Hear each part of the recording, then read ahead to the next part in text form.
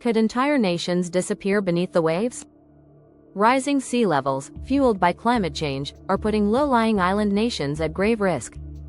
This threat is not just hypothetical but a stark reality already affecting millions. Studies show that many island nations are experiencing devastating impacts, yet the future remains uncertain. Why are sea levels rising so rapidly, and can anything be done to protect these vulnerable islands?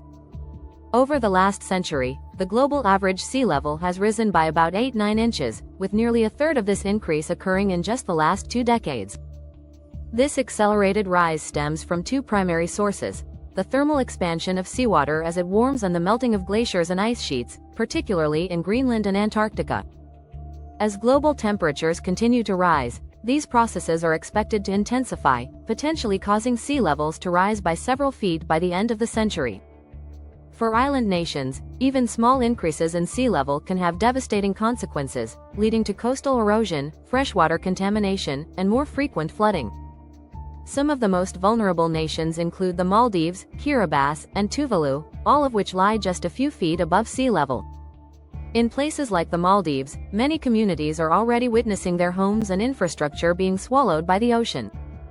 For these islanders, climate change is not a distant threat but an immediate crisis that forces some to consider relocation. The rise in sea level threatens their homes, culture, and identity, raising the question: if the islands disappear, where will they go? Apart from the emotional toll, the economic impact on these island nations is profound. Tourism, often a significant revenue source, is threatened as beaches erode and resorts are damaged. Agriculture is also severely impacted as saltwater intrudes into freshwater sources, making farming increasingly difficult. Island nations face challenges in securing clean drinking water, and rebuilding or reinforcing infrastructure against frequent flooding is becoming unsustainable.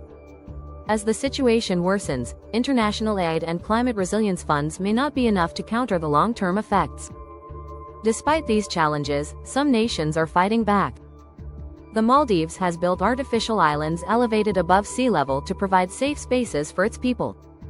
Kiribati has even purchased land in Fiji as a climate refuge.